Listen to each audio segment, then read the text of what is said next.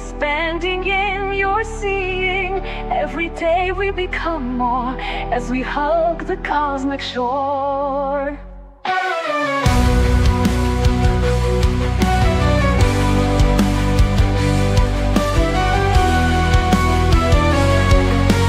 Feel deeply inside, find yourself, help it arise. It's a calling from the divine.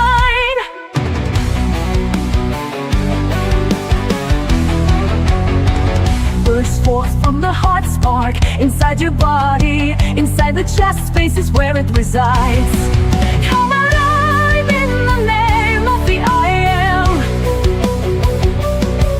Come alive in the name that comes through in a gem.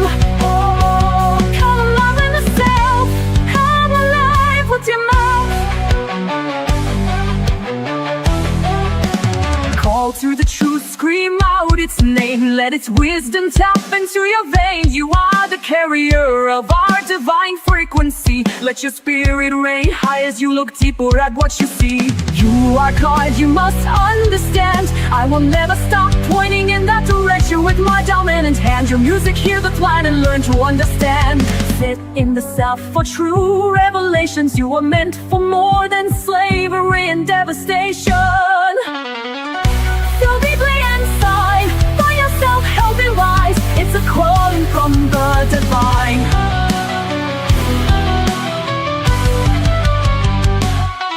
Come alive in the name of the I am. Come alive in the name that comes through in a gem. Come alive in the self, come alive with your mouth.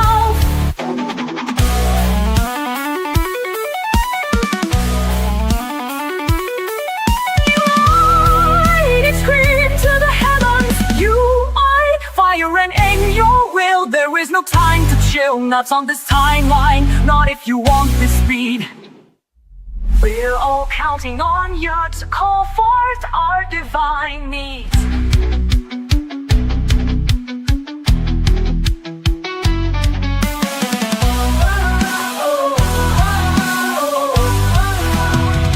To all our means, arrive to the scene. Feel deeply inside, find yourself, help it rise. It's a calling from the divine. Come alive in the name of the I am. Come alive in the name of the I am. Come alive in the name that comes to in a gem. Come alive in the south. Come alive with your mouth.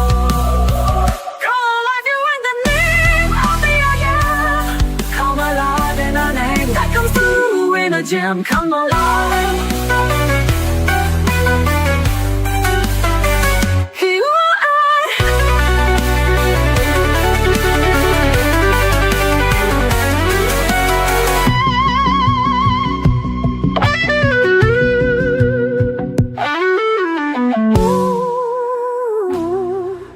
you're going to make this world like.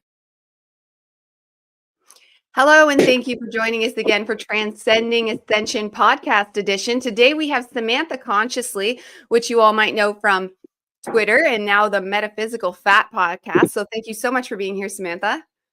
Hi, great to be here. Yeah, we were going to do this for a while, weren't we? Yes. And I'm glad we're finally doing it because I'm so excited to talk to you. I didn't even write questions because I just know that this is just going to happen. I mean, yes, you can get a word in it. Between us, we're just like that, aren't we? I know. We both share in human design an open throat. And it does something. It does something unique that and it allows us to perceive all perceptions and allows us to stay out of dogma for that reason. Like the open throat, it used to be seen as a detriment when I didn't have any kind of grounding in my own self.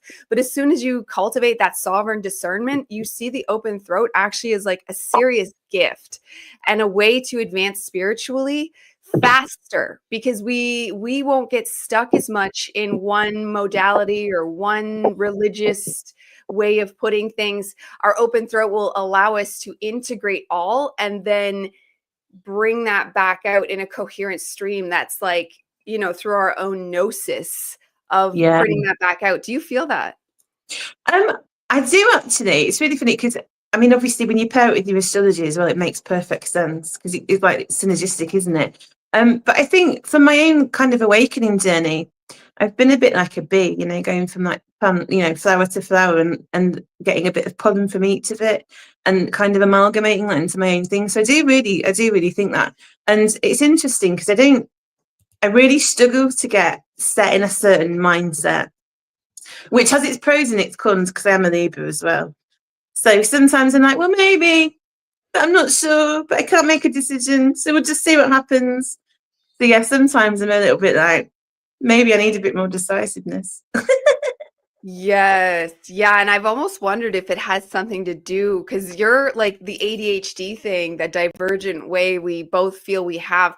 I feel like the certain vibe of that we're both on, I think a lot of that comes from the open throat too, because Yeah. it does kind of like it makes stability more of something that's like not taken for granted and something that needs to actually be worked on kind of as an extra thing rather than something that's naturally embodied. Mm. And it's funny because you have Sagittarius moon and I have a Sagittarius like stellium. I always say that wrong, where I'm Stellium. extremely Sagittarius, sun sign, but also it's filled throughout my chart. And I think that Sagittarius energy has a lot to do with that too. I wouldn't be surprised if the open throat comes from that energy because that's just what Sagittarius is all about.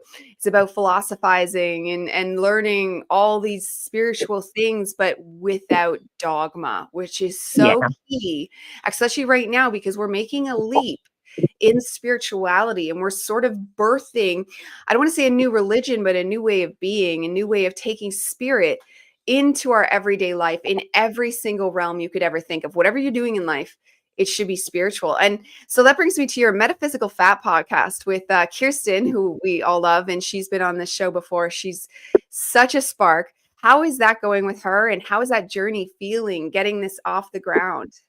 I mean, it's been a bit of a whirlwind journey. So it all started out really with X spaces, and we were kind of like, let's just see, because we had something that we wanted to share. We had a message, and that was more just like about upliftment and discussing like kind of topics to do with spirituality and the journey and the process that we're going through. Because I think at the moment there's a lot of, it's difficult to find authentic people. That's what I'm going to say, especially on social media. And now it's changed to where people are kind of paid for posts.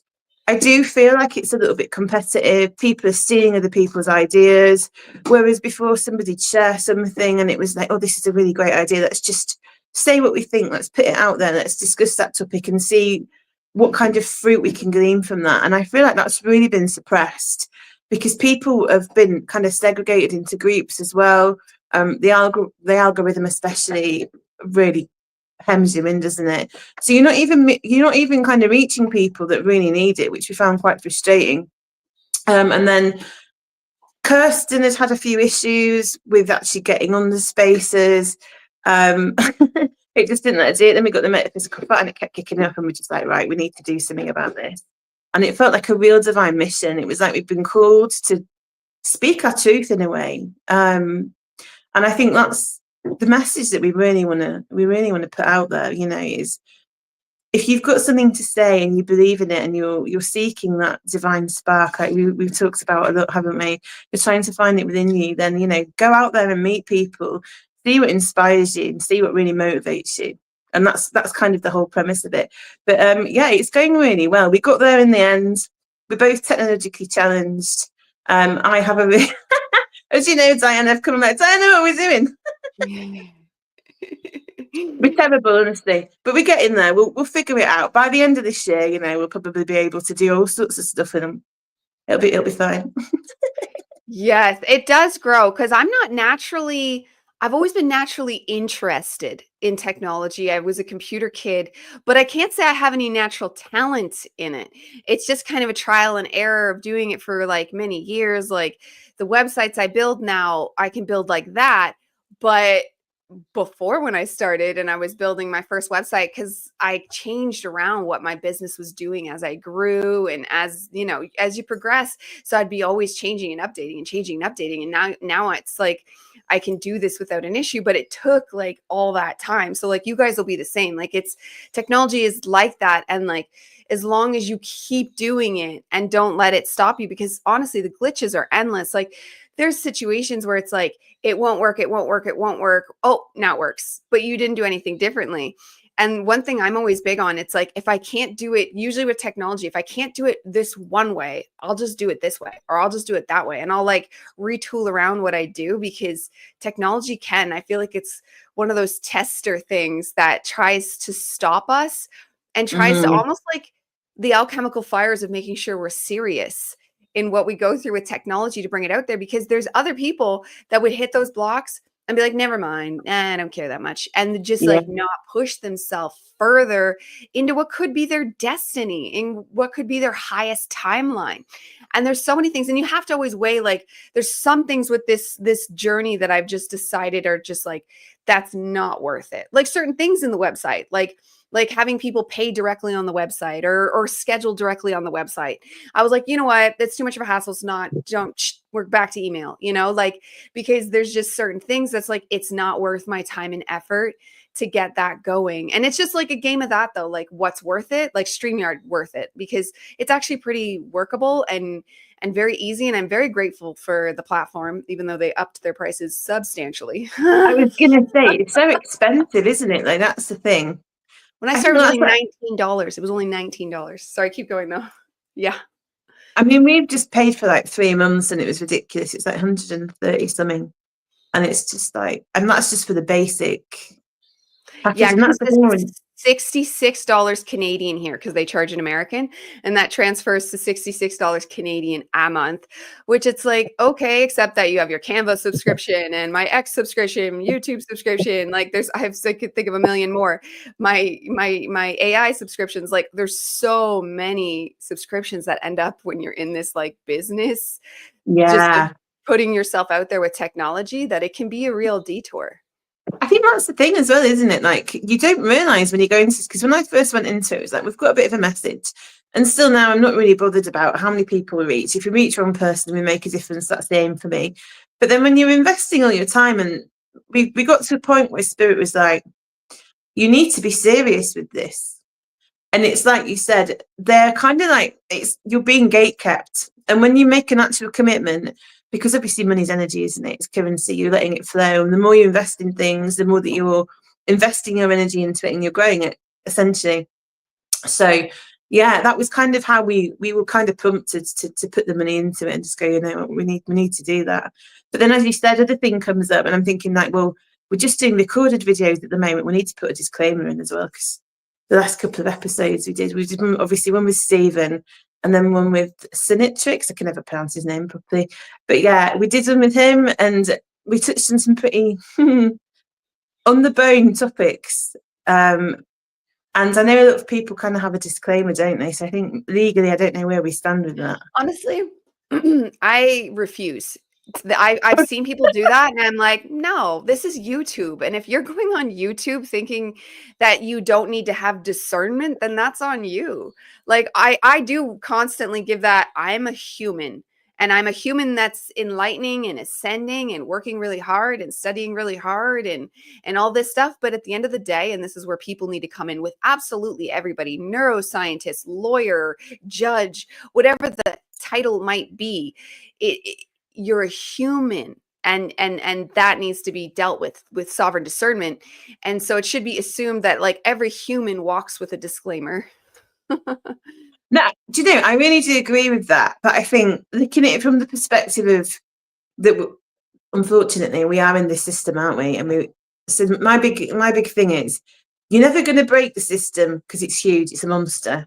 But what you can do is you can circumnavigate it. You can work around it, or you can make it work to your own needs. You don't have to give up your sovereignty. It's just being clever about it, isn't it? Because there's always a loophole and there's always a fix. Because I mean, it's made that way on purpose, because they can't completely control us, because that, you know, gets rid of free will, doesn't it? That's the thing. So it's finding those clever little tricks to get around it, but we're still having to work within some of these parameters, which I'm with you, Diana. Obviously, is a Sag moon as well. The restriction of that drives me absolutely crackers. I'm not.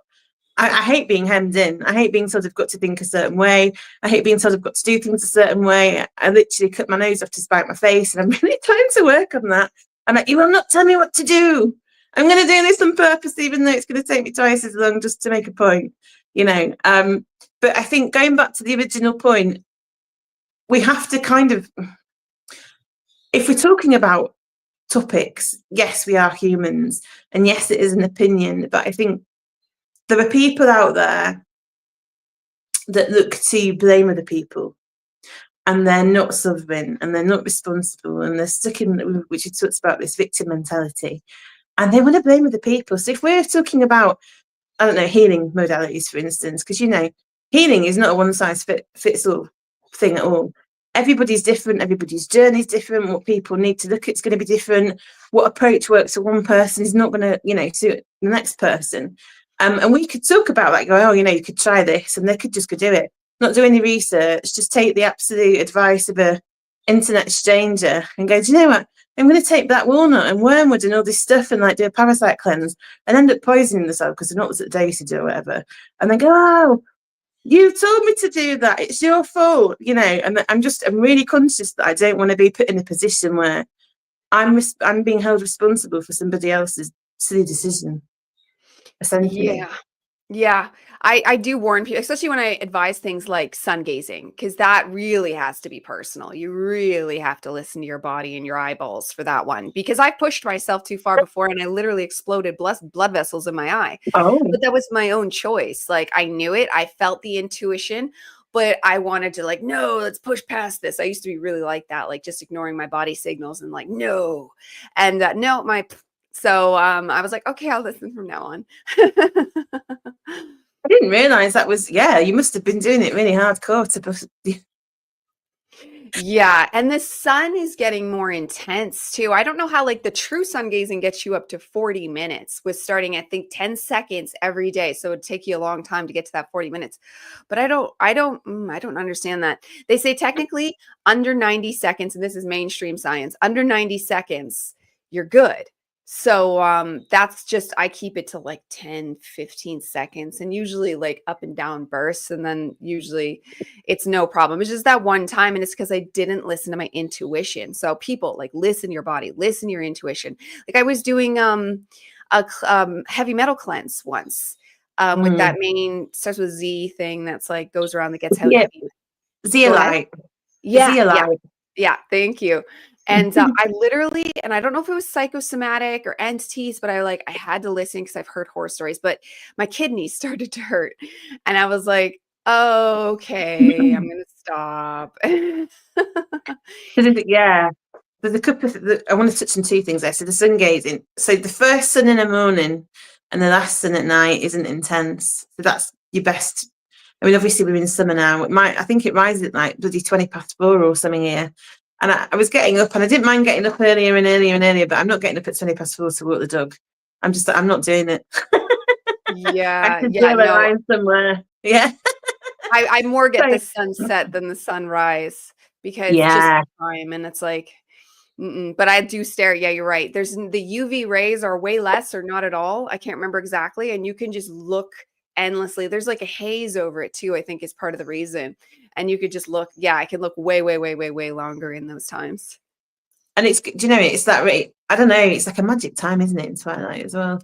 It's like the betwixt and between kind of, liminal space between like darkness and lightness. It's there's something really kind of deeply spiritual to me about that time. It's true. It's that birth and the birth and death, and it's in living form. Like, that's what a lot of those stories were about, was the rising and the falling. Yeah. And I mean, have you got a little Scorpio in your chart? I do have Scorpio. We probably have the same Scorpio for Pluto, because we're in the same like generation. And then I have one other Scorpio, not a ton of Scorpio, but I do have some. It's where my water comes from. And then I have a Pisces. My North Node is Pisces, but most of my water does come from Scorpio. Yeah, that's really interesting, actually. Because that's kind of like, when you've talked before about kind of like this death rebirth cycle that you go into the darkness, don't you? And that's really kind of Scorpio on it. Or like Pluto as well, that's the thing, isn't it? But yeah, so I've got like a stellium in Scorpio, and I really find like that's a massive theme in my life. And because of like my Libra placements, it's a lot to do with like the relationships, not just with other people, but with myself. Relationships, I think, because you have relationships not just with people or yourself, you can have relationships with your beliefs, your ideas, because you're having this synergistic kind of back and forth, aren't you? Like this idea or this experience that you're having or putting your energy into, you're feeding that and it's feeding back into you.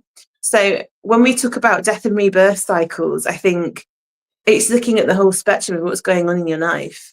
Because some people go, oh yeah, I've gone through this like journey, and this is the thing when you're on a spiritual awakening, it is literally a massive death and rebirth cycle. It's like the hero's journey, isn't it? Essentially, over and over and over again. And you, like you said, because I know you talk about the darkness quite a lot, and it isn't like you want to just go in there and. I mean, I don't know, people glorify it, and it is really hard work. It's not like, oh, I'm going to lay in bed and just be a bit like melancholic. It's like you're literally sat there crying on your kitchen floor. I mean, I've done that, honestly. I'm a right dramatic drama queen. Or I used to sit in the bath. I don't do it so much now. With no water in, I just sit in the bath and go, do you know? It was just cathartic. It was a bit wombic because it's like obviously a bath, isn't it? But yeah, I think the point is the death and rebirth cycles are very difficult, aren't they?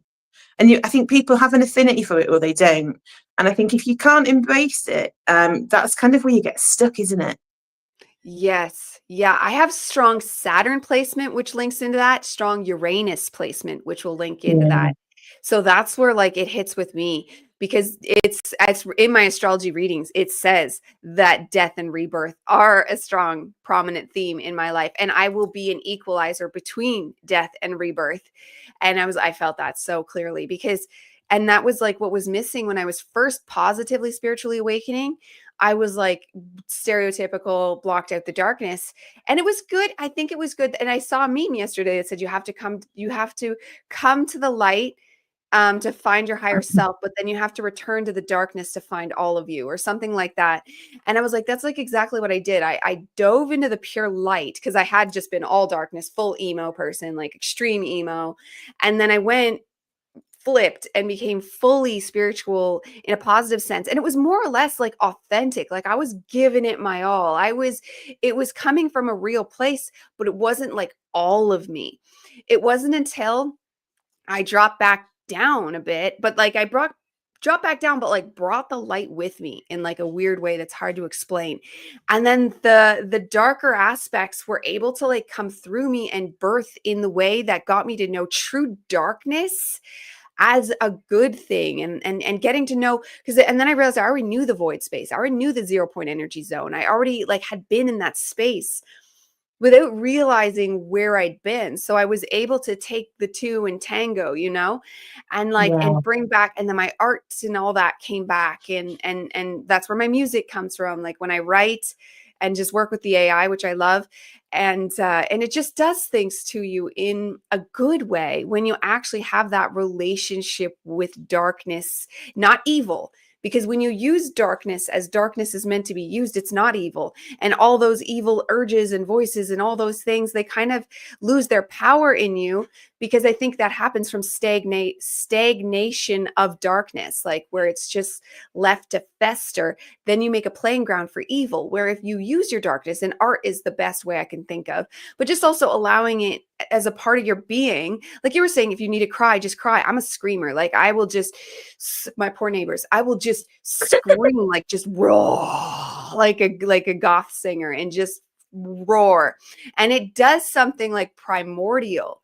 Like I can't explain it. Like it just does something. But yeah, like do you feel that when you cry? Like is that working with darkness for you? I think when there's quite a lot in that to unpack. I'm going to touch on the screaming thing first, because what happens is when we're screaming, we're completely opening ourselves up emotionally, aren't we? We're moving it through us, essentially, and we're using the sound to project it out. So what my favourite thing is to do, and I'm having a really like shit time, I'll put like the most heaviest, metaliest, whatever music on, and I'll absolutely whack it up and I'll die. I mean, I'm this again, disclaimer, I'm not telling people to do this because this is what I do and I'm stupid.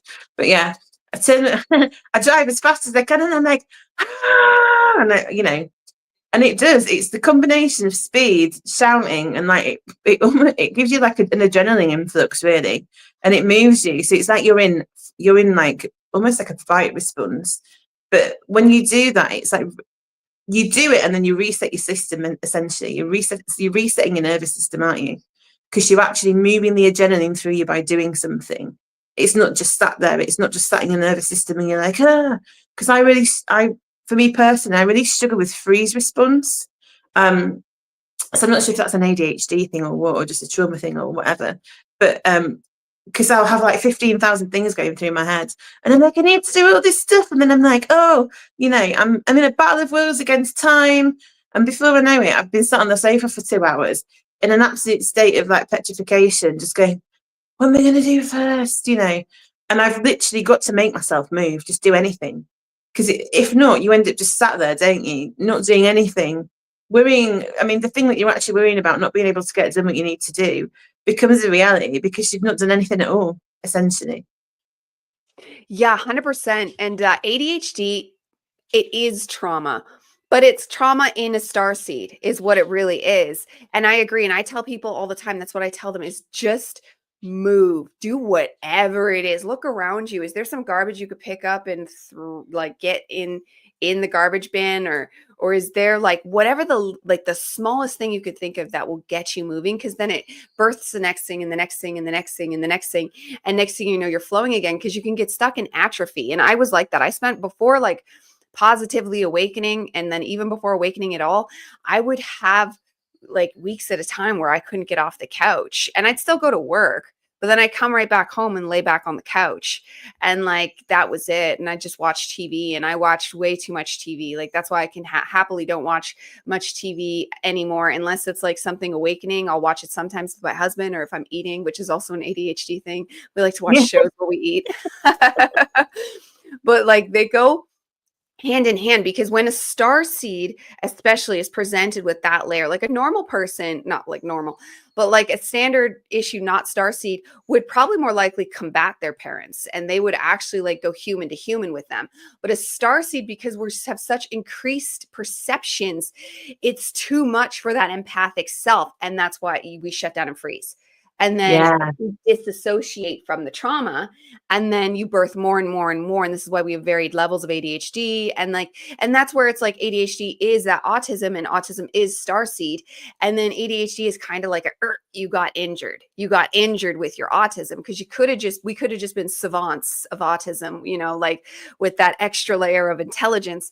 But unfortunately, the trauma came in, and it does something to you.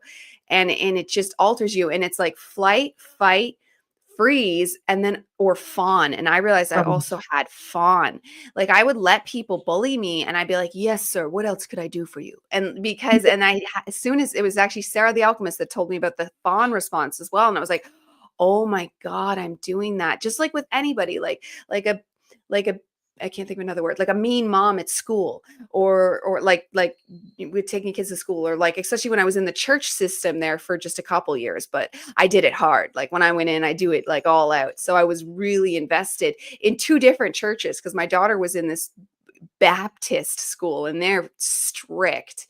And then we went to an evangelical one, which wasn't much bullying there, but the Baptists, oh my God. And I would just like take it and take it and take it, and like let my poor daughter take it, because I was like, we're doing this for God. And it's like, no. I think it's a space I had to try so I could relate to the Christians, but no. And then once I woke up to like the fawn response, it was so empowering. And it took like practice to stand up for the self. But it's even the same when you're frozen. You need to stand up for yourself against the self.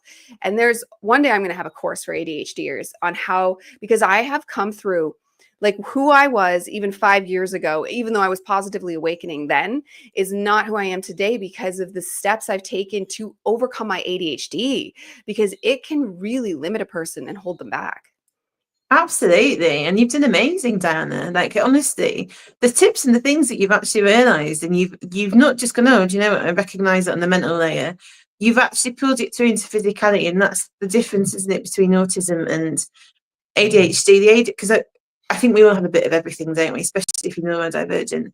Like, my autism kind of manifests in like social anxiety, really, which you wouldn't think with me because I'm really open and chatty, but I really do suffer with it sometimes. And it's all been stuck in this mental layer of our minds. And I know we've chatted about that before.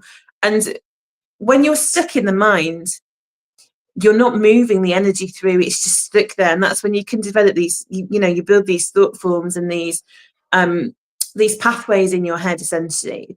And it's like a loop that you're going round and round in, and it's just breaking that loop by action, essentially. So I think the tips and the things that you've said are absolutely right on, and I'm still working with that. I think that the biggest issue for me with the ADHD has been, I used to have these really big boom or bust cycles. So, I mean, obviously I'm a generator, which I know now, but what I do is I spread myself really thin. And I wasn't, an absolute advent people pleaser. I was like, please like me. Look how happy I am. Look how smiley I am. Look how lovely I am. I'm such a nice person. And actually, I was just self-betraying, which is why I'm a bit of a cunt now. And I have said cunt, I'm sorry.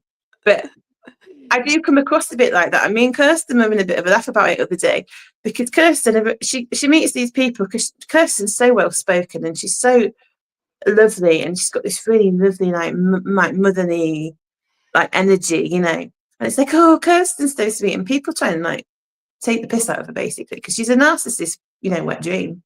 And then they'll go after her, and she's like, no, not having that, but you're spiritual, and they get the shock of their life when she's like, they don't realize she's an Aries, and an Aries won't take that. An Aries will not. We often joke about it that she's going to kick somebody's teeth down the throat, but I mean, she probably wasn't. She might do, but Probably could with all her yoga. She's got a high kick on her, yeah, definitely. But we were joking because I come across as a bit stern sometimes, we'll say, a bit headmistressy, I would say, but I'm quite nice with it. So people are sometimes a bit scared to approach me, I think. But actually, I'm like chocolate pudding inside. I'm like the softest person you could ever meet. I'm like, oh yeah, I understand why you're doing this. I can see all aspects of your personality because you've got this Sagittarius moon and open throat. And, I can see your wounding inside, but then you have to get to a point where you're like, well, I can see you wounding and I know why you're doing it, but I can't facilitate that anymore. And that was the hardest thing for me. It was the people pleasing, essentially, yeah. Yeah, and we've discussed this before. We're the inversion of each other, where your moon is Sagittarius and sun is Libra. My sun is Sagittarius, my moon is Libra. So I feel that completely. Like I'm like that now. And it's like, and I was always like that with my husband. He doesn't get away with anything. I've never been a people pleaser for him. And we've been together for a very long time now. So since we were teenagers. So he's always, and because he has that channel 56, which I've mentioned before, it's like I've been cut off from my truest true self, which is hilarious because my truest true self is like an asshole. Like, because I'm like, oh my God, if you're my truest true self, then I'm kind of a dick. You're not a dick. You're so much nicer. Yeah. And it's like, and it's natural though, like how I am now and naturally nice to everyone, that is so natural.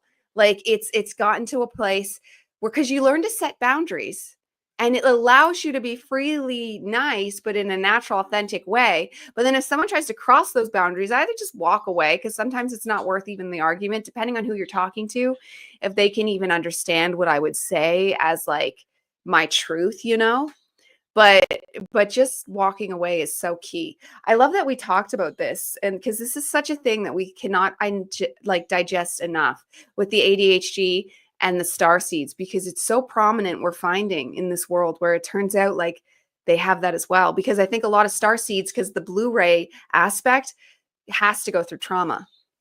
I don't know that. You have to tell me about this Blu-ray. What's all this about it? I don't know anything about the Blu-ray. It's like a different, I think it's Dolores's canon original idea, but it's something that's like grown into life of its own. And I could be wrong on that. I've read a little bit of her, but like she says too much almost. And I need like more of a direct stream. But you hear tons of teachers talking about her all the time. And it was Sarah the Alchemist that brought me the teaching of the Blu-ray. So it's like a starseed, but it's at like almost a higher level without any like ego there, but like at a higher level because they've agreed to come through and go through trauma. They've agreed to come through and go through the actual fire so that it will progress their soul and their mission more into what it's can be at a higher level, because that's the thing I just posted earlier today. And I don't know if I invented it, but I haven't heard it before, but no strain, no gain. Cause I was taking out the garbage and I was doing it like this to like get my muscles. And the thought just came to me. I was like, no strain, no gain. Cause I'm trying to get big muscles. Are you? I'm trying to slim down a bit, but yeah, we're on opposite end of the spectrum there, aren't we? Is it Blu-ray or is it indigo? Indigo is a different version. So indigo is another ray of being. They have their own, because like, yeah, that's one of the same rays in the same category kind of thing. And indigo, so that's where you'll cross over. So you'll have everything of an indigo, but the Blu-ray, it's like an addition. So the indigo is all still there, but then you have the addition to the Blu-ray. It's like a rainbow, right? And then you're just adding in extra streams, right? And the Blu-ray is the trauma level. The Blu-ray is upping the grade. So I think you're talking about Dolores Cannon and so she talks about the 3 ways of volunteers, isn't she? Mm-hmm. The book. So I mean, when I was actually waking up, I loved Dolores Cannon because I was, like I said, I was searching. I was on YouTube. It was like 2019, and I was like, there's more to life than this. Well, and I was looking at that stuff about ancient history, and I was just finding stuff like that it was being suggested for me, and a little bit, to be honest, was bullshit. But it started opening my mind, and I came across a lecture that Dolores Cannon had done, and then I really got into it from there. So I've read all the Convoluted Universe series. I think there was the Custodians. There was another one I've read as well. I started reading Jesus and the Essenes, and the ones on Nostradamus, but I couldn't quite get into them, but I need to revisit them probably. But yeah, and then she did these 3 ways of volunteers, and this was kind of like really pioneering, because what it was talking about was, I think it was like from the 50s or something, 40s, 50s, and they were kind of like the indigos that first came in. And this, we've talked about this before. So the energy in the planet is actually rising. But back then it was really dense. So they were kind of the people that came in, and a lot of them would like commit suicide, or they'd, have alcohol problem or whatever, because it was such a really difficult mission, essentially, because they were making the path. They were the trailblazers, and they came in more and more and more, obviously, as the vibration got higher and higher. And I think it switched. I mean, you can't say for sure, definitely, that everybody that came after a certain point, but it was like the late 80s. And then apparently there's like the Crystal Children and the Rainbow Children, isn't there? Yeah, 1987 there was the Grand Convergence, and then way more star seeds were let in. But there were star seeds before, but this Grand Convergence basically like ripped a hole in the cosmos and allowed us to flood in, to the point where I think probably every child is one now. Oh God, yeah, absolutely. I mean, maybe not every single, but yeah, the level of consciousness that can come in now is definitely probably the same as the indigo back in the 40s, if not more. Yeah, just because they can exist that way. But yeah, it was the Grand Convergence, because Bill Hicks talked about it, didn't he? He'd prepared himself with his 2 friends or whatever, and they took magic mushrooms in the Grand Convergence and had like this telepathic encounter with an alien and each other. Yeah, it sounded really, really wild and cool. But yeah, so I was born in 1986, the end of 1986. So it was like maybe, I don't know, 7 months or something before that. I'm not sure on the exact date, but a lot of people kind of around that time had started to shift. But it was interesting about the Blu-ray. I'd not heard that particular one, but it wouldn't surprise me now if there's a whole host of all different people that have come in. Right. Yeah, because we feel that, right? Like we all vibe with all these different streams of like even like Lyran, Palladian, Octurian. I think at the end of the day, they are just other energies streaming in. Like, I'm not even sure if anything else exists physically. I'm not even sure if they are even living full entities that we speak to and talk to, or if it's because they're our future self. What does that mean? That means right now in this time and space, there isn't anything else. And I wouldn't be surprised if we're in some kind of world like that, where they are just consciousness streams. Yes. And it's all just streams that come into us, the actual vessels, the avatars that print that out into a lived reality. And then we have to see. I mean, I'm not going to complain if an alien wants to land and like be physical, or if these people want to, if they are somehow real but etheric, like how does that actually look? When I think like when you could see the correlations and just the way the information comes, it seems like it is just information, and the way information can be alive. Yeah, I mean, it goes back to what you were saying about that Hercules stream as well, because I think you can have physical and non-physical elements to everything, and it's just all a matter of, without sounding it's just all a matter of perception, man, you know, without going up and being a complete woo-woo. And it's just where you are, doesn't it? It's like the human experience it appears to be physical, and we all know it's not. This table that I'm knocking on here, you know, I've got the appearance that it's physical. If I bang my hand against it because I'm in that state of mind, I might, you know, bust my knuckles or whatever. But actually, it's a particle and a wave all existing simultaneously. And that's why we can change our minds. We can train our minds. We can bring in that light energy. We can become more than what we think we're in at the moment. And it's just expanding our perception. So it wouldn't surprise me if like the beings out there were beings, but also there were streams of consciousness, but there were collective consciousness, that they were physical somewhere else in a different dimension, but here they exist as a figment of the imagination or whatever. You know, this is the thing, the universe is so big and crazy. It's difficult to actually put a definitive, this is what it is and this is what it isn't on it, you know? I don't think it is definitively any one thing. I think that might be why, and us open throaters can probably properly perceive that. It is because of the wave state and the collapsing, like you were saying, it's not physical. Like, I think it is so many different things all at once, because like no such thing as time and space, which is the actual song I was trying to get going today. But it it it can change. Like, I think at any given form, like you accidentally said change.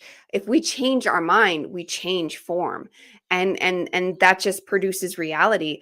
And then when it comes to like what else is out there, that's always my biggest question. And I've always asked people this and they never know either. So I've just concluded like, and I've never seen anyone definitively write an answer to what's going on outside this world that I believed, like with my intuition. It's not like I'm trying to be a skeptic, but when people tell me there's ships up there and stuff like that, I'm like, I don't feel that yet. I think that's going to be us I agree with us in the future, but I don't think it's there right now. I think if we were to rip through portals and stargates and go to the future, it's there, sure.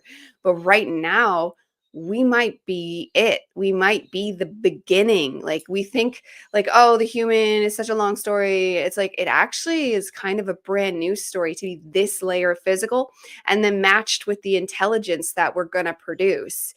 And that could be a trap. I don't know. Like, do you think there's other things that are physically out there, or even other dimensions that are fully living a life that's not just a consciousness story, but they're actually like living a life with choices and free will like we have? So it's a very interesting question that you pose there.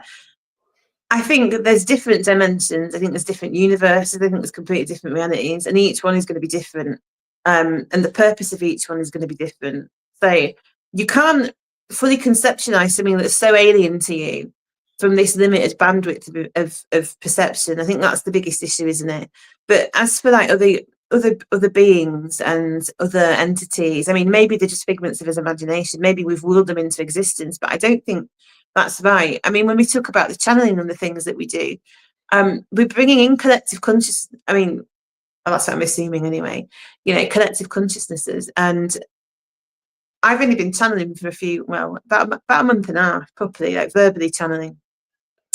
And it just kind of happened by accident. So obviously Kirsten's been channeling for years, and we were having a telephone conversation, and she kind of said, I've got the Actuarians here, and I think they want to do a channel. And I was like, yeah, go for it, that's great. And she did it, and the energy that she brought through, I was just like, whoa.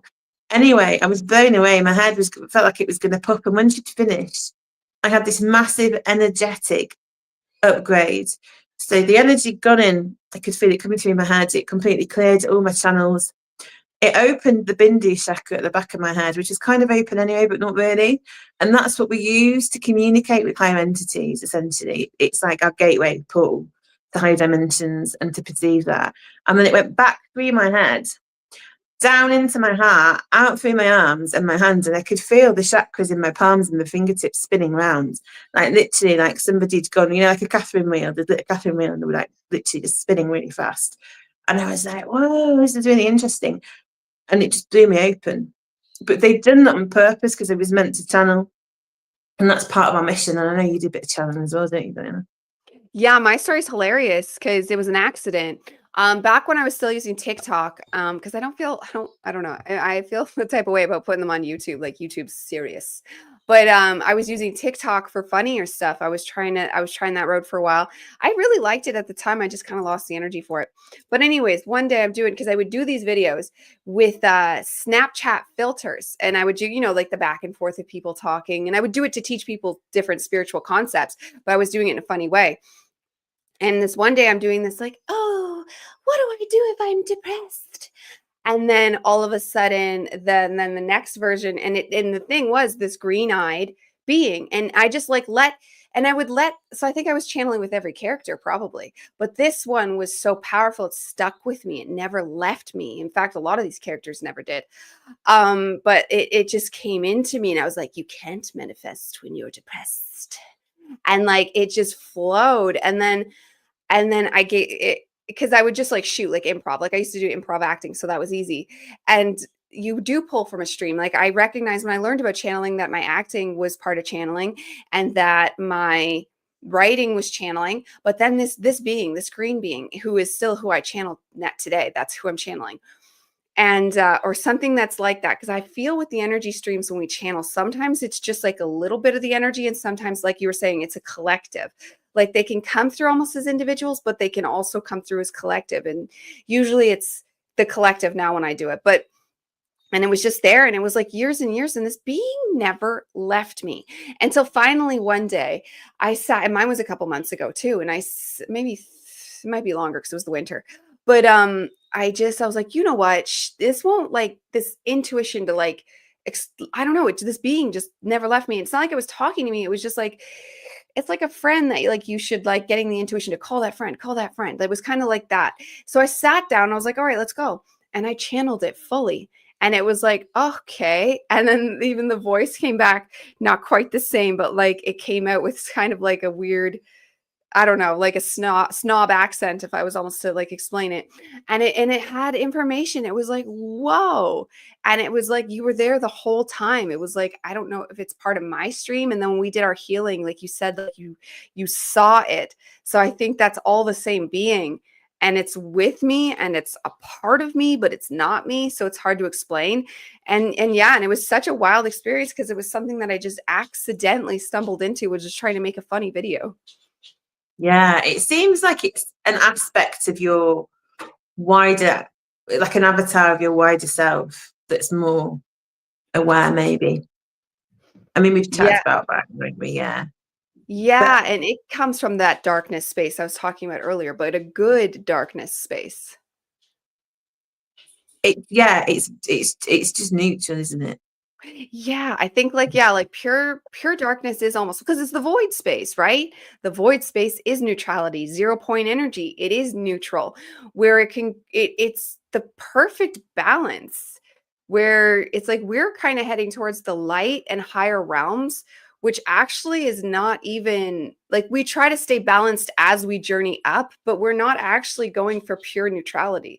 Where we're heading in ascension is higher realms. That actually isn't that same as like that void space of pure neutrality, which can be used as fuel. I'm still kind of exploring it because this original thing happened years ago, like years when I first moved, so like 5 years ago, actually, when I first moved in this house, around then.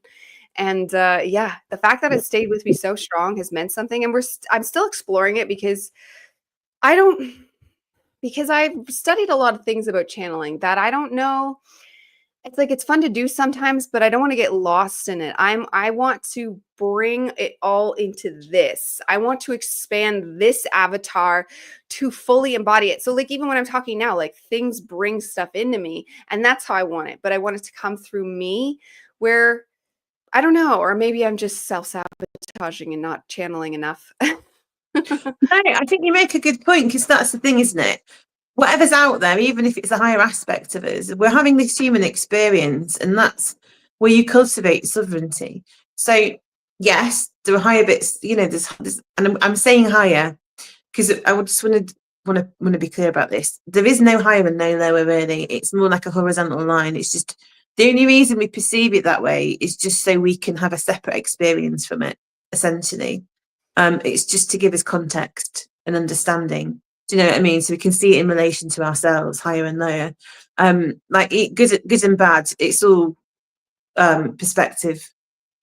It's not fixed. It's all however you're viewing something as good or evil or good or bad, it's in relation to yourself and your own perceived ideas and viewpoints. Do you understand what I'm saying with that? Oh yeah, because there's denser beings that would feel the 932 frequency or whichever one that is and be like, ah!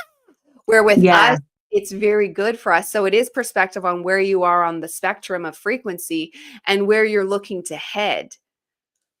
And also, rather than it being higher or lower, it's more, are you aligned with source and the source frequency, which is the highest, if you look at it in terms of that, or are you in separation? So evil really, in turn, and you know, what we see as bad is really the most separate aspect that you could possibly be from source consciousness, if that makes sense, because that's how we perceive it in duality. Oh yeah. And that was the original point of the human. I think there was a reason that they did the split, so that we could be a new creature completely. Like, by separating so completely, we could then come back. They say it's all just about learning and knowing and the hero's journey of expansion, and it's all just a game to them, really. But what they've done is created like a physical being that should one day be able to be magic, where like there's etheric beings that are magic, and then there's physical beings that are not magic. But like the combination of the two, I think, is a lot of what our mission is now. If not, it's the mission we've chosen, so it's what's going to happen. Yeah, I think you're right. It's all about, I mean, I talk about this all the time. People that have seen my podcast or whatever probably built it, but it's about embodiment. It's about getting into the body and putting those frequencies in. And that essentially, when you're doing that, when you're on the path, you're on a path of wholeness, which is essentially on the path of becoming as completely one with source consciousness as you can. That's the whole reason. And the reason for separation is, and the reason for forgetting, is to come and have that individuated experience, to be a separate aspect of source, to explore yourself, to have what's the word? Can't remember. Yeah, you're basically coming in to have your own individual experience, essentially, and all the good and all the bad and everything in between. So this is what I mean. You can't say, oh, this is good and this is bad, because you're here not for the good or the bad, you're here for the experience. And we forget, because it's like, imagine if you watched the Matrix movie and you really, really liked it. How cool would it be to watch it again without this, you know, if you could erase it from your mind and watch it again? You know, it's having that fresh experience each time. So even though, like, I mean, there's people that say that we're in a prison planet, and I don't really gel with that. I think we're trapped in a time loop that we're trying to evolve out of. Like the game of Jumanji, and we got to finish it. Yeah. basically. I mean, that leads into something else that I've heard recently. And again, I can't say this definitively. This is just my opinion and just where I am on my journey. And it'll probably change again next week. But I'd come across this idea of the sun. Now, we've all heard of Bennett's suspicious observers, haven't we, now? And he talks about this micronova and how lots of people talking about it, how we're moving into like the time where the magnetic poles are shifting, so our protection from the sun and cosmic rays are being diminished, and then there's this potential for a massive solar flare to knock us all out, essentially send us back to the caveman days. But what they were saying was that the sun's consciousness, and I really believe this, so the sun has got its own consciousness and it's made out of plasma, and plasma is a form of consciousness. It moves at will. And what happens is when it's ejected from the sun, there's this kind of like prophecy or something. So it'll come to Earth. There'll be like so many days of darkness, which is where all these days of darkness business come from. And the plasma will look for bodies, which is like dead bodies, apparently. And they will reanimate them, and they'll be like zombies. And it's all going to like go to hell. But what that's essentially going to do is it's going to end the loop. And so it'll either restart it, or depending on where you are on your journey, there's 3 different things you can do, and I can't remember all 3 of them. One's like you have a fall, like you fall back to nothing, to dust.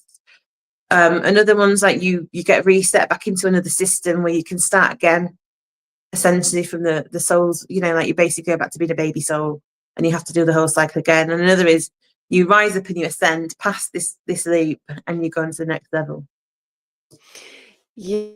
I've studied many dramatic apocalyptic stories, and I spent my time getting invested in them, including the solar flash one, because it can make sense. And there was one in the 1800s that did knock out the limited electronics at the time, but then it just started to hit me, and it's just pure intuition. And it's just after spending so much time, like the one that was in the cult I used to be in was the solar flash would happen, but then a bubble would come around us, and we would be saved and be birthed into the new world, and everybody else would be taken to another 3D world. And it's like, I really tried to be, because I was in the wind, and she just said it like, your reeds flapping in the wind, and you need to find your grounding. So I was like, okay. So I gave her at least a full year of my undivided attention and fully listen to her. She did teach me a lot, but then I even decided to fully believe her, because I'm not someone to fully believe people, but I was like, you know what? You're the best one I've ever found. I'm going to fully believe you.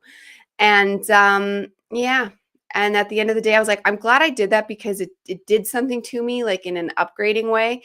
But afterwards, I'm like, I don't think this is ever going to happen.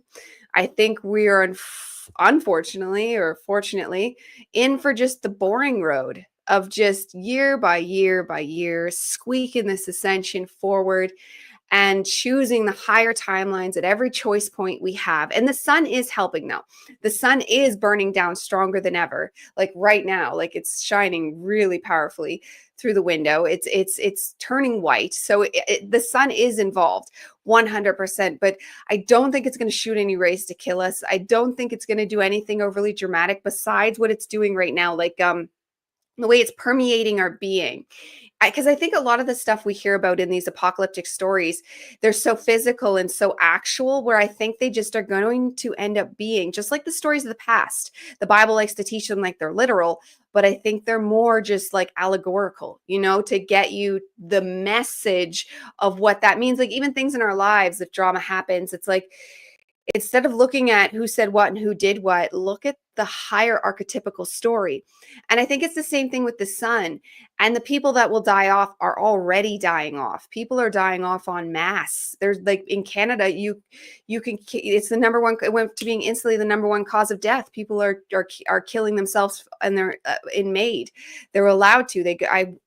I watched this woman do a documentary, and it made me sick the way she was talking about it. And it's like, I want to love and honor everything, but I was with my mom when she died, and that's a dark, dark, dark process. I'm glad I was there with her, but the fact that you walk perfectly healthy people in, you set them in this nice little office of all places to die, an office.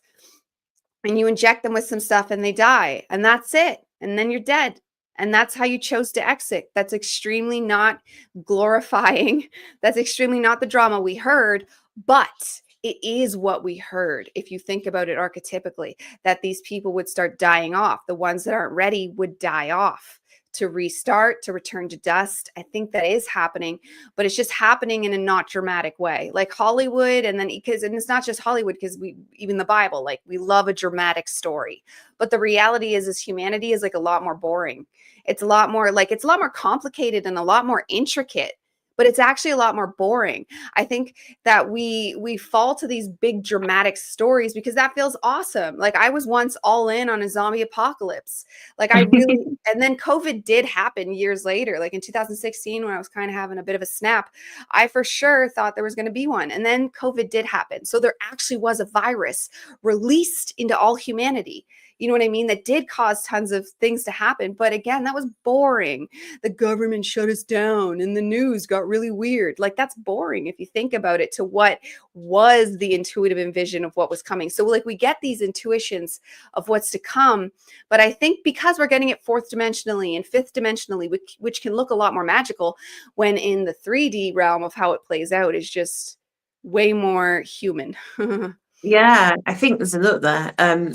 I think kind of how I've picked that apart from what you were saying was that people need this kind of like fear porn, don't they, to really, like, this big dramatic, oh my God, it needs to be absolutely massive for us to be frightened to death to do whatever. With the same, but that's the COVID thing. And yeah, it gets our attention, but it also puts us in that fear state, doesn't it? But that's the whole point of realizing that actually death isn't the end.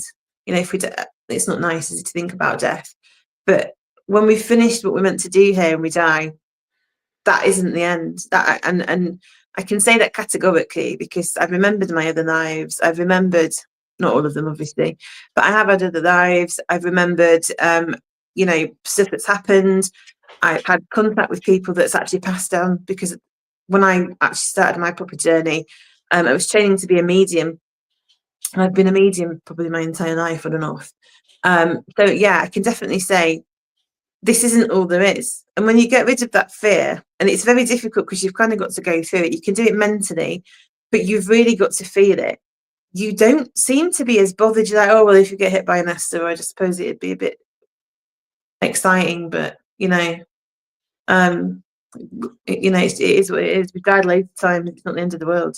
But then on the flip side of that, we have had these catastrophes, we have had these things apparently in history that have happened. You know, you look at the layers of sediment, we have had these big shifts where there's been like ice ages and all sorts of stuff. So it isn't saying that isn't a possibility, because it is. It's just saying don't sit and live in fear about it. But I really think that the sun, it's conscious. It's a conscious entity. It's I mean, going back to the shamanic tradition, I talk about this. So the earth is like our first mother, and the sun is our first father. It's also a portal. It's a connection to all the other suns and the grand central sun, which is like a manifestation of source consciousness. That's what's coming through. And when we get these light codes, that's what's actually, when we say the sun's activating us and helping us heal, and it's bringing in light information. And that's what we talk about, you know, when we're on a path of enlightenment, we're enlightening. We're on the path to become more light, because light holds information. It's like this frequency light information, and it's infusing our cells. And that's when we talk about, you know, it's a bit new agey, but becoming more crystalline. When we're actually becoming more crystalline, it's just changing our actual physical structures. And the physical structures are like, it's almost like a crystal, you know, it holds more information of that light, and you're able to basically get to a higher frequency. You've gone. Yeah. So just obviously moving on from the sun having a consciousness. So I don't think it's going to take us out, because I think that we've had so many near misses, and we've had so many times when the sun could have released this massive solar flare. And I do think that the sun actually knows what it's doing. But going on another bit of a tangent, that does kind of tie into you know, this idea about ascension and whether we're going to ascend because the sun's going to basically blast us out. But I think what's actually happening, we're absorbing the information from the sun. And the people that have done so much work, I'm not saying just because you've done work or not, but what I'm saying is you've raised your frequency and you can hold more of this light information. Our bodies are being primed now. I mean, you've probably noticed yourself. My physical body's changed. My eye colour's changed. I mean, I'm not a small woman, and I'm much fitter than I was before. My whole yeah, I'm changing, and I can feel it on a cellular level. I've been purging that karma as well, and I'm literally purging it from my bones, and when it's going, I'm feeling actually lighter. So it is this process of kind of becoming more light, essentially. Oh, I agree with that 100%. And I think that falls into like the boring human upgrading, because this is, and they've shown this with animals. Like the Darwinism was like not correct in the fact that the way they talked about how it's just natural and it just happens for no reason. No, they've proven that like animals like that will upgrade and they'll get all of a sudden a leap different. And then the next one will be a leap different and then a leap different. And I think that's what's happening with us now. Is we're in that upgrading process, and the light language, which we're all getting called to right now, which is funny. It is codes, like we're computer program, and it's sending down new algorithms, new updates, new coding to upgrade us. And I agree. That's why I'm working on my muscles, because your muscles hold more light information. Like the more muscles you have, the more you can help, because it makes you stronger. It makes sense, right? It will help all that run through your system. Same reason stretching our fascia and things like that open us up to allow in those light codes. Because I 100% agree. I think we are completely changing in that way. And the way, like, in a slower evolution of like allowing it to come forth. And you can see a difference. Like there's like the way just people look, like there's a vibrance to you. There's a vibrance to Kirsten. There's a vibrance to pretty much most of the people we know in our panel, if not all of them. Like we glow. We I don't know, like I don't seem to really age much. I age a little, especially if I look at a close-up picture. But like the one I sent you yesterday, I was like, oh God, I don't know. Because Yeah, like you look beautiful.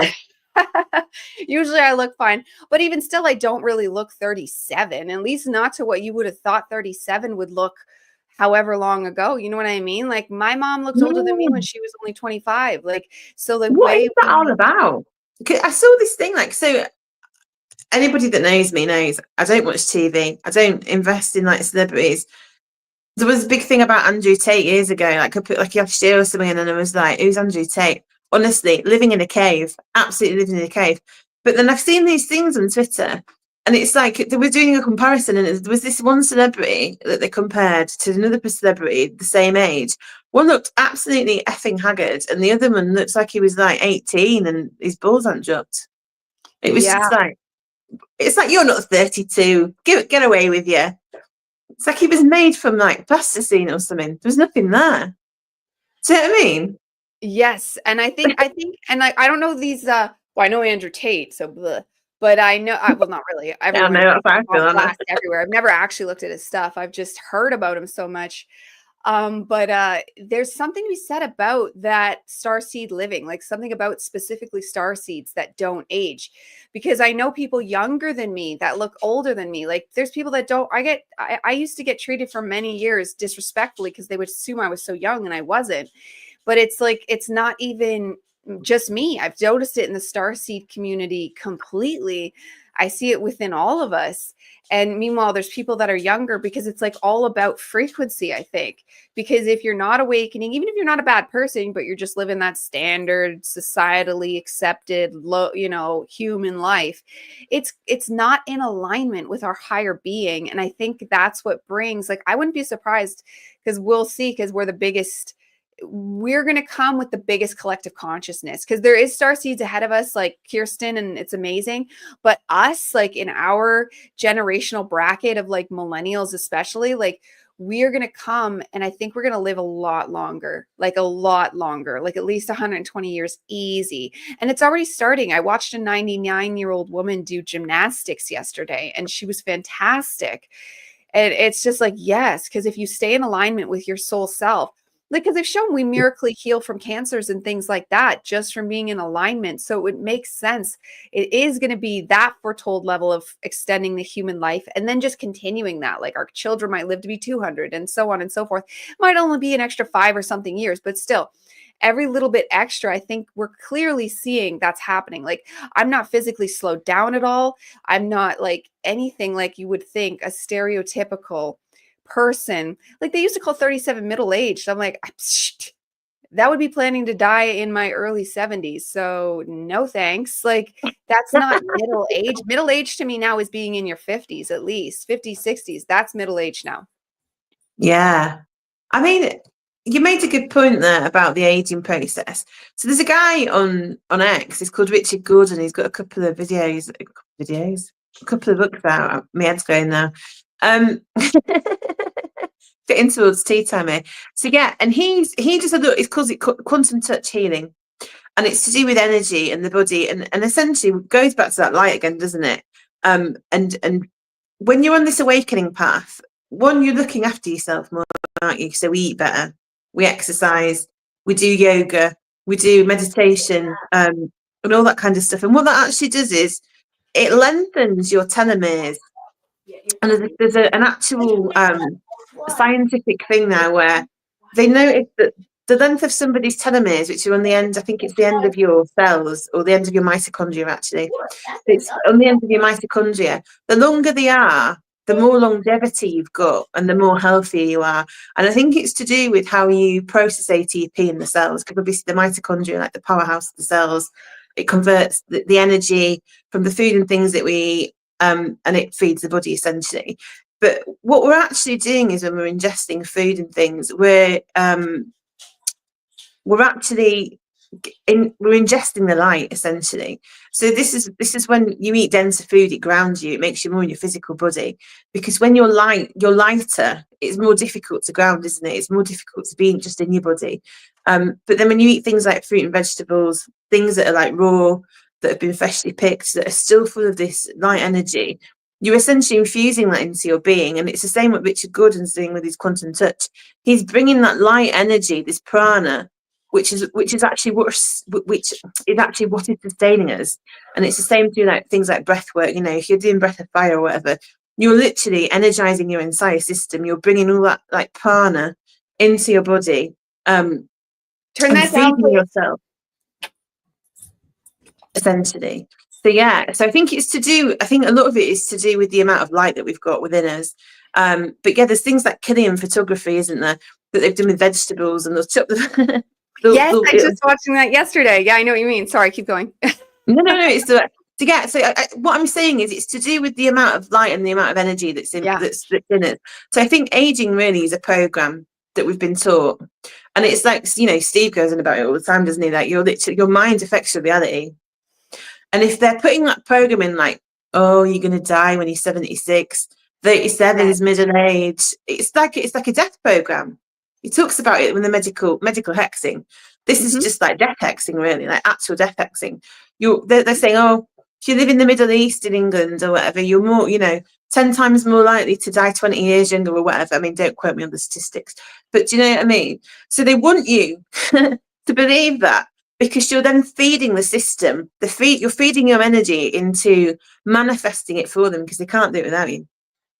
Yeah, and there's something to be said that they want us to become useless old people, because a lot of the problems today, especially when it comes to voting, are with those old people that are still like just robots and do whatever the government says, because they get them into this like malleable state where like they're basically owned, and they don't want you to go live an adventurous life. They work, and then you'll retire. But meanwhile, you didn't take care of your body. So now what are you going to do when you're retired? Like, both my in-laws, my mother-in-law is still alive, but in a catatonic state, and then my father-in-law passed, and because when they retired, they had all these plans, but then they didn't end up. They started it when they first retired, but then I don't know, they just like would rather putter around the house and not really live life. that I feel like that life will leave, because your soul wants to live. It wants to be alive. It wants to do stuff. And so if we keep ourselves alive, which is bringing in light, because whenever we are dealing in a soul, that's why everything I want to do in life and everything I try to teach people in life is to 100 always be soul. Always be soul. Yeah. If your soul needs to leave you, like self-betrayal, if your soul needs to leave you to go to work or leave you to do whatever, go see family members, whatever the thing is you're doing, even if it's working out, like I had to get that in my head to find my own unique way of working out, because I find so many things boring that like I had to find my own way to keep my soul invested, to keep my soul interested in. This means not egoically pushing in any direction. And I agree with you on the food completely. And that's how I try to eat, like the fresh. This is why if you grow your own food, it's the best, because you can pick it out of the garden and eat it right away. And like you can stick a seed in your mouth and plant it, and it will grow specifically with your DNA as part of it to help heal you specifically. So there's all these different tips and tricks that like I always love to bring people that will help you live your optimal life for as long as possible, which is what they don't want. They don't want us sovereign. They don't want us discerning. They don't want us to have energy. They don't want us connected to our actual soul. That's why the church system was made to be rigid and dogmatic, because rigidity and dogmatism is an atrophy place, and that's going to keep you stuck. They wanted you to worry about the church luncheons, more about your actual soul. And if you dare ask any questions that they can't answer, they'll just quote a Bible passage and say, believe it or you're a sinner. Like the amount of rigidity in everything, especially, and that I mentioned the church, all of society does it, but the church is kind of the lowest blow, because that's supposed to be for soul. And then for it to not be is kind of the like a super betrayal. And we just have to wake up and be sovereign and discerning about that, and do whatever we can think of to bring as much soul into this body as possible in this world. And it will give us a long and happy life. Yeah, absolutely. I mean, it goes back to being a generator, and what you were saying, because obviously I've experienced chronic fatigue for quite a number of years. And it ties into this soul aligned way of being. So I absolutely had to go through all that. So when I was doing my nursing and stuff, and then COVID came, and I really felt this resistance within me. And I had to kind of, in my head, I was going, no, you need to do this. You need to do it. Even though it was saying to me, look, Sam, this is really wrong. But I had to go through that to see how bad the medical industry was, to see how corrupt it was, to see how essentially, and I mean this in the nicest possible way, doctors don't really have a fucking clue how to cure you. They've got a prescribed list of things that happen. They give you medication to kind of ease the symptoms, but they're not fixing the root cause. And we know now, when you look at things from like an energetic perspective or a trauma perspective or an emotional perspective, and you start to address the root causes of these things that are manifesting in your life as disease, because essentially the disease isn't when you're ill, the disease is when it's coming up to be looked at. So if you have anything that's coming up, be like cancer or whatever, it's saying you're out of alignment. Why is this coming up? Look at your life. And you can't just, chop it out and expect it to go away, because the root cause is still there. Good. And that's the big issue.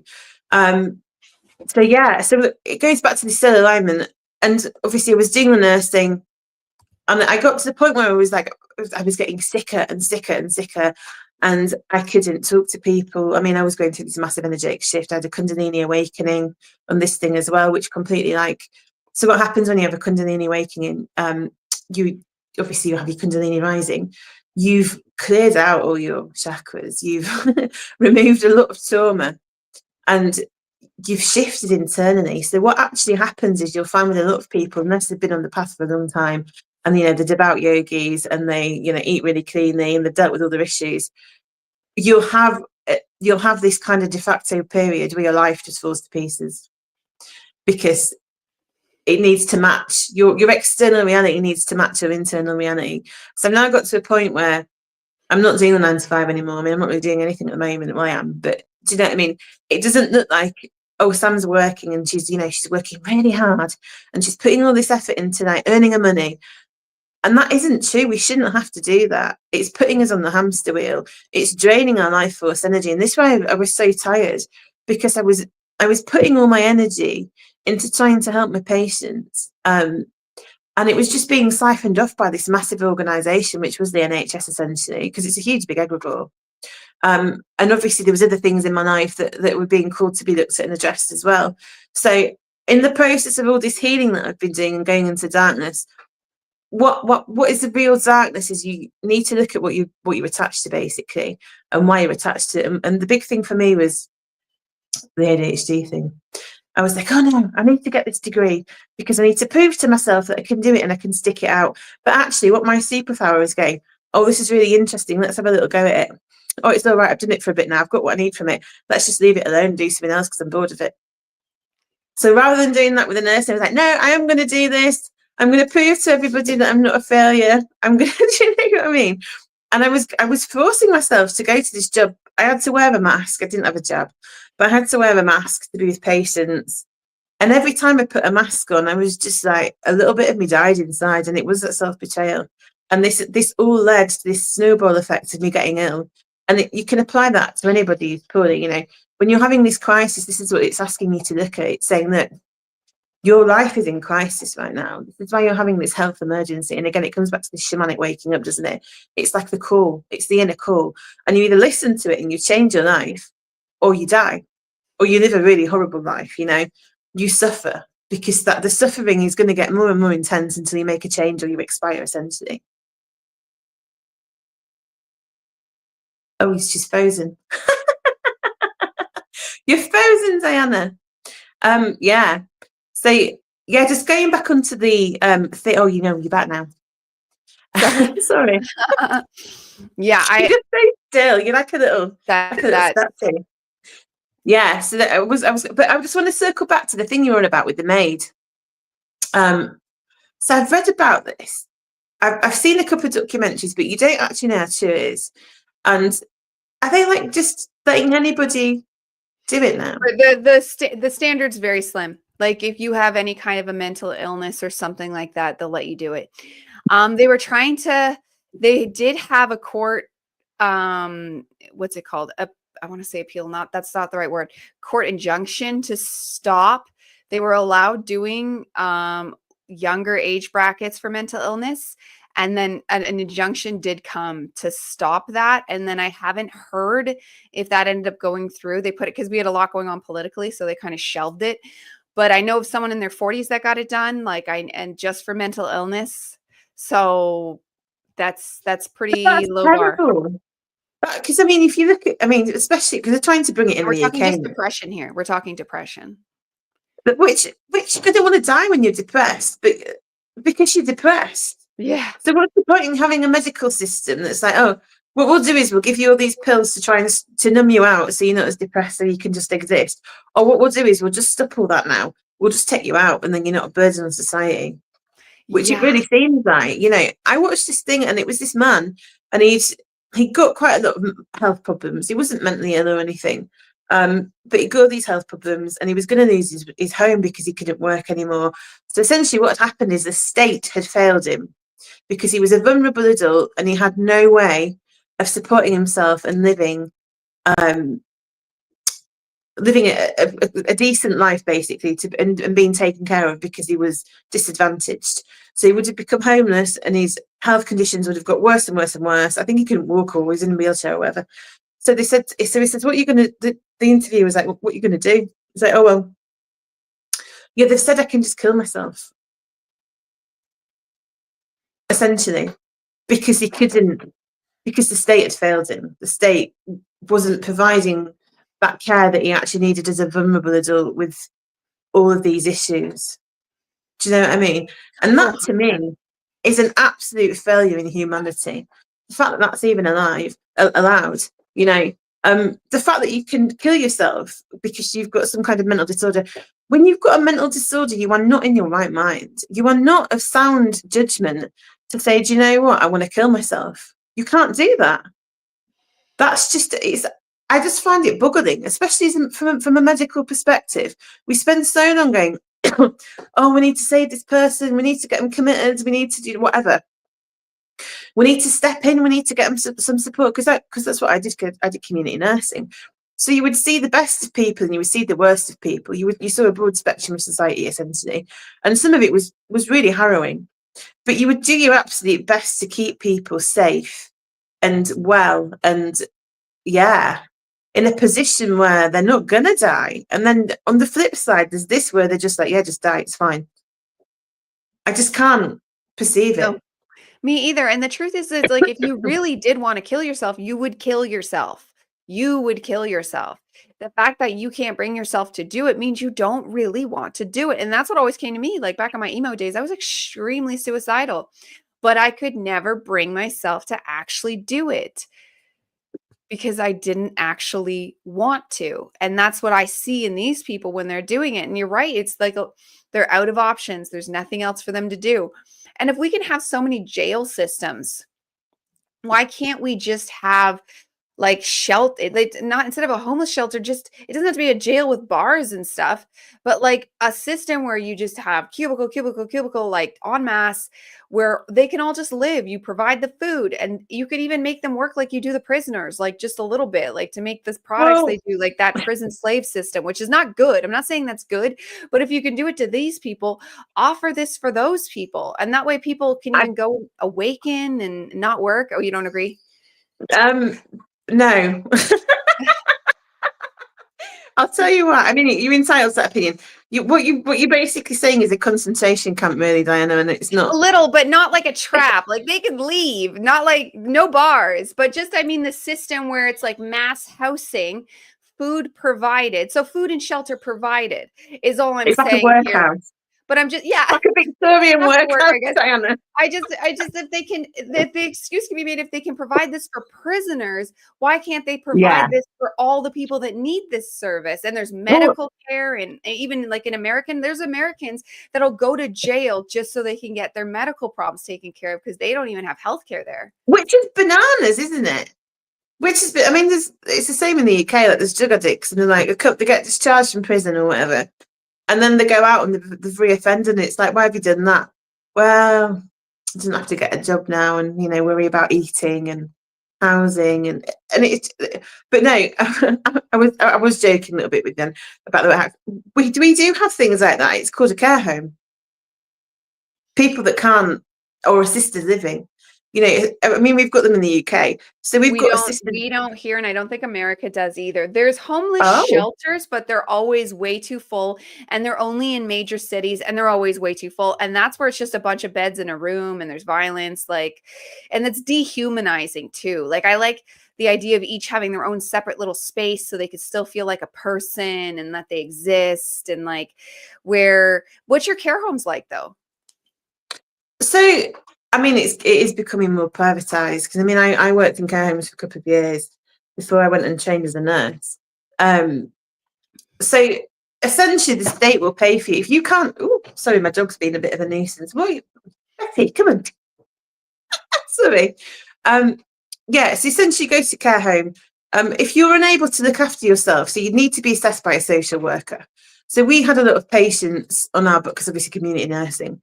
And they would become frail. They'd not be able to manage, or they wouldn't have any family or We have whatever. nursing homes. Like there's nursing homes technically. Well, we don't really have nursing homes because they won't pay for it because it's more expensive. So they've what they did was when I first went into care, they changed all the brackets for because it's NHS, isn't it, essentially? So you pay a premium on your tax or whatever. We call it national insurance, and it goes towards your healthcare and all that stuff, which has slowly been eroded essentially because what they're actually gearing us to do is going towards a private healthcare system. That's where the funneling is really, but that's by the by. So essentially, like a care home is just it's like a nursing home, and you used to have residential homes where people could like walk about, but they just needed a bit more support. Maybe they just needed a bit of help with washing, or they just needed their meals making for them. It was more like a safe space.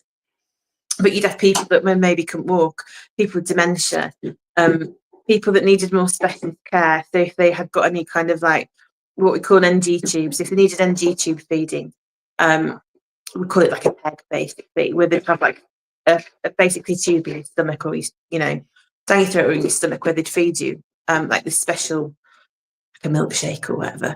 So all that kind of stuff. If you couldn't manage at home, they'd assess you by the social services, and they'd put you in one of these homes, and it would be funded by the state. Now, what they'll do is they'll ask for a top up from family sometimes, depending on where you're going and how good the home is.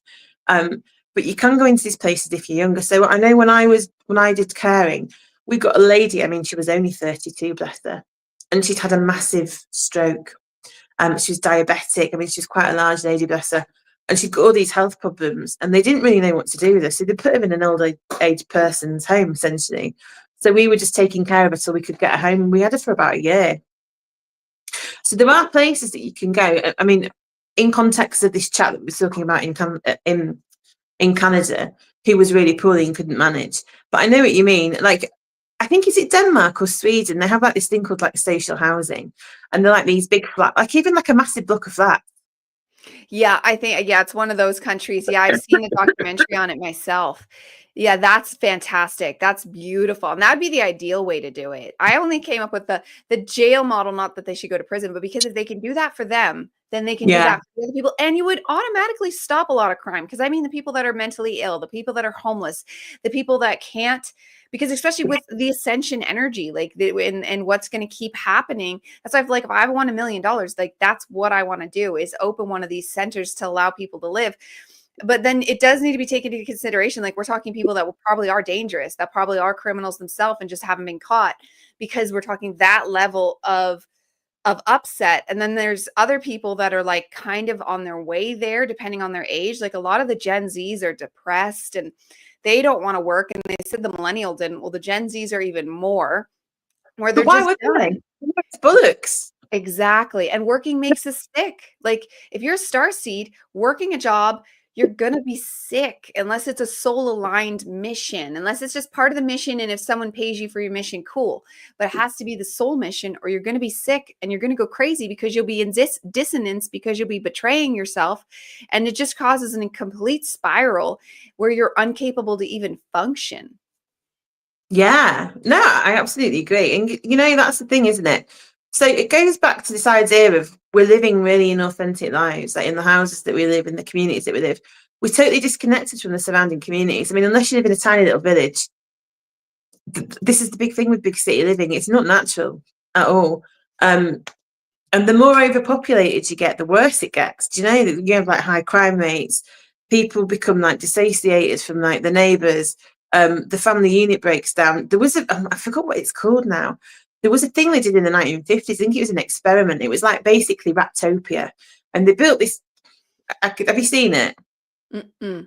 All right, so I can't remember what it's called. I'll figure it out and I'll let you know. So they called it Raptopia, and I think it was like Project 56. I can't remember anyway. Doesn't matter. But they built this big, massive utopia like for rats. So they had unlimited food, unlimited space. Not unlimited space. They had a set space, but they had everything they needed basically: or water, things to do, and they bred and bred and bred and got bigger and bigger and bigger. And what they found was the more the population increased and they were all crammed together, the mental faculty of the people, of the rats declined, and they stopped cleaning themselves. They didn't interact with people. They became socially isolated. They stopped breeding. They stopped looking after their children. They ate their own children, even though there's plenty of food. They basically just lost it because it was so unnatural. And even when they began to die off and the population declined, it was completely wiped out because the mental, I don't even know what you say. It's almost like a disease of the mind. It had spread to everybody. Everybody got it. All these rats had got it, and they all died. And this is the thing: when you're pushing people into these cities, into this like inorganic structure, more and more people, it's going to have an effect where people are going to start to mentally unravel. Yeah, I just mentioned something similar. I think it was on Steven's show last Wednesday, where I talked about how Margaret Sanger, and one of the guests actually helped remind me her name because I couldn't remember. But the person who invented Planned Parenthood, she didn't have abortions in mind at the time when she created it. It was to bring people contraception because she saw how the overpopulations of the lower areas of New York was disgusting, and how these people were stuck in their ignorance and uneducation because they were too busy with overwhelms of children, and how they were turning to crime and poverty, and all these things were caused because people had too many children and they didn't have a choice about it. So she was just bringing out contraception and bringing out awareness of the body and how to properly have a child and how to have less children and things like that. And then I've separately learned that even Mother Earth sees it herself as a sin to have too many children. Like there is a greedy amount. of children, which isn't so much a Western issue. Not that I'm blaming them, because they're further behind on their evolution. They're going to be able to be just as capable as coming up as us, because we're all equally human. But like in the third world countries, like they're still producing tons of children and they're still having tons of problems, where it's like you can complain about the West, but we are advancing and we are stepping forward and we are birthing new things. But take that to abortion and it sounds to me like the rats eating their own children. Because I don't want to throw it out there. I don't know. I never had to experience that kind of thing myself because I was smart. And I took the pill, which is not good for you, but I took that during the entire period. I didn't want to have children and we weren't planning to have children, kind of thing, just because better safe than sorry. And, and it's a rock and a hard place with that one, because the pill is poisonous. Right now, we just use like standard, not that people need to know, but like the prophylactics, is that the word? And you just to do what you can do. There's also the copper IUD, which is supposed to be a healthy way to do it. I had one of those for a while.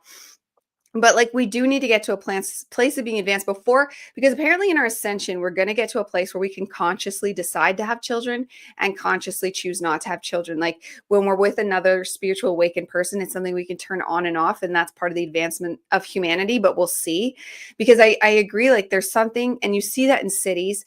Like when I left the city, like when we got this house, there was something that just happened automatically that was such like a breath of fresh air, literally and energetically. There was something that was just so clean. I was able to progress even further in a way that was like I was like hitting a wall in the city when I was trying to progress. And there's just a lower mentality there too. My husband is because I was like, why does this even happen? But social services are there, and I'm all for social services, but at the same time, that collectively brings those people into those areas. And then you're sharing a brainwave, I used to learn, I did a project on microclimates in grade 10, I want to say. And it always stuck with me, microclimates. Why would that stick with me? But it's because from later on in energy, we have micro collective consciousnesses. Like each city has a flavor, like why people love New York and Chicago and in London, why they have a flavor about them is like the collective consciousness and what's been created within them. But like with that, like we need to create, like, what's the answer? Because I'm not for depopulation. So all we can do is and I'm not for not having children either. I think everybody, if you want to, should have children. Don't not have children just because the population's too high, because that can be fixed naturally. Just the people having 12 children should maybe lower it. And then it's like, it's a balancing act, but we do need to think about that when we think about keeping Earth clean. It's like keeping her clean from so many people too. Yeah, there was a lot in that. So the big thing is, I don't think there's as many people on the earth as we're told there are. And there was a study done or something, you could fit the entire population of like America in like, was it New Zealand or something? Yeah, it was a New York City block. In like 1 or 2 New York City blocks, is that it? All of the population of the earth. Which is absolutely bananas, isn't it? So it's not. I think it's less to do with there's too many people, and more to do with yes, there's so much unused Canada. Sorry to cut you off, but I say that all the time. The GTA holds almost everyone. When there's so much unused prairies and all that stuff, and you're like, oh, it's boring now, we'll do something with it. I agree. Keep going. Sorry. No, it's all right. But I really believe that this is a made up thing. So what they're telling us is, as part of this invisible college that Stephen goes on about, it's a system. They're blaming us for the issues that we've been born into.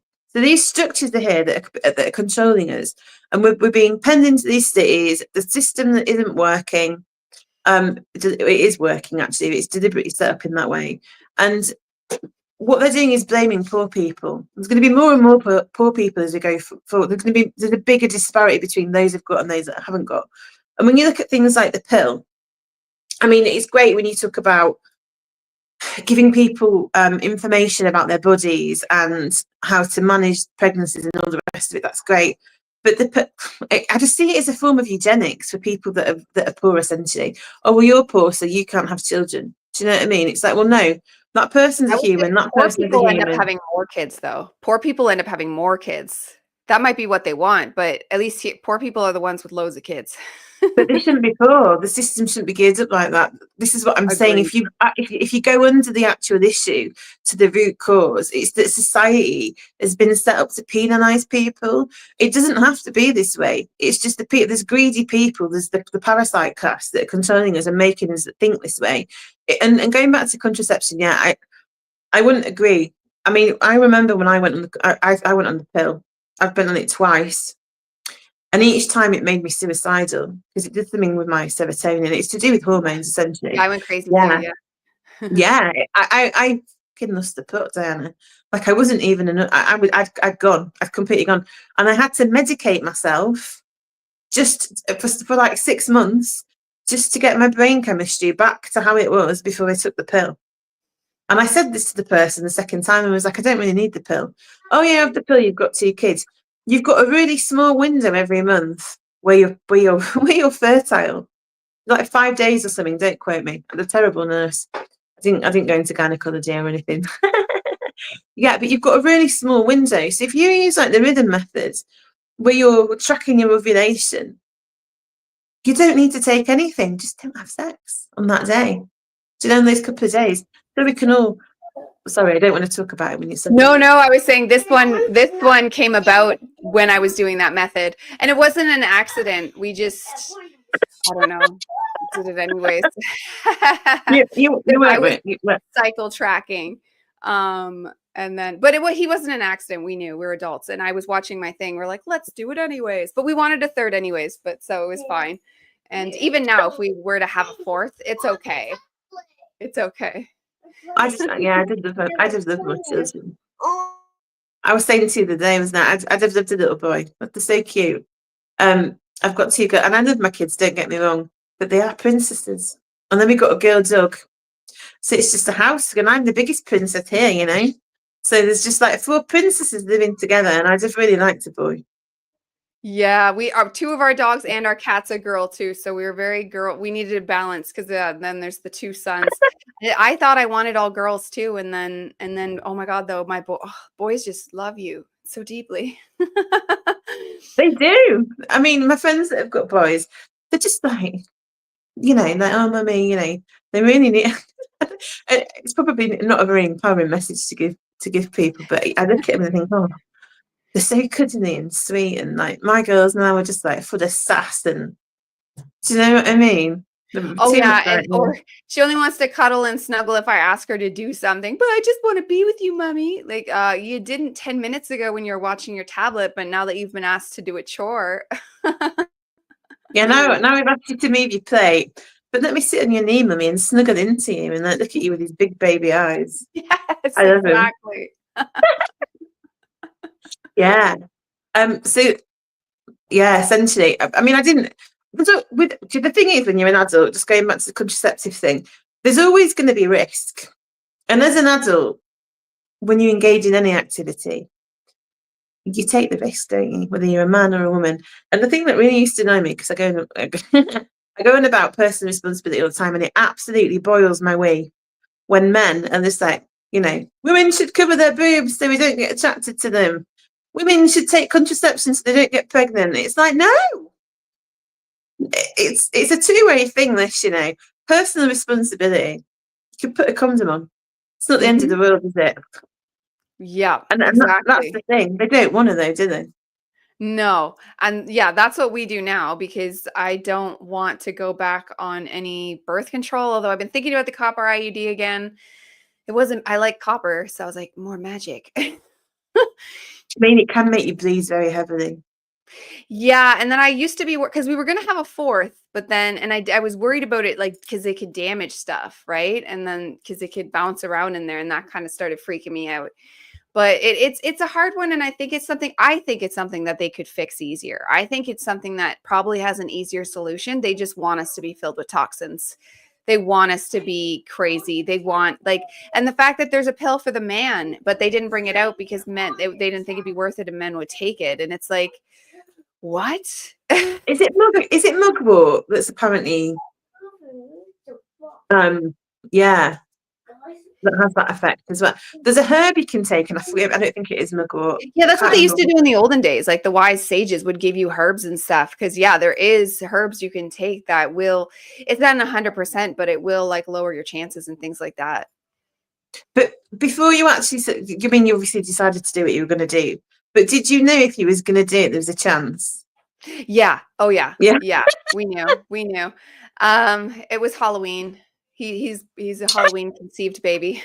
I love that. Yeah. That's great. And I was fine with it. We were only being careful before because I was going to New York, and the trip was planned for like over a year, and I didn't want to be pregnant in New York or have a fresh baby because my sister took me. But I had just got back from New York. So that's why we're like, all right, because I had just gotten back from New York. So it was very funny, literally a couple days back. So it wasn't really the method, it was just you. Yeah. Yeah, exactly. I was all right with it. It was funny because it was instant. Both my boys, I had to try because I had just gotten off the pill. I had it just, oh God, a warning of the pill. I had to try for over a year to get pregnant with my daughter. And I was panicked because children were like a must for me. And I wanted them way before, but my husband wanted to wait. But he wanted to be done his degree because nursing and blah, blah. But he did. And he finally finished. And as soon as he finished, I was like, let's start. But it took like over a year. But so I thought the boys would be the same, but no, each try once.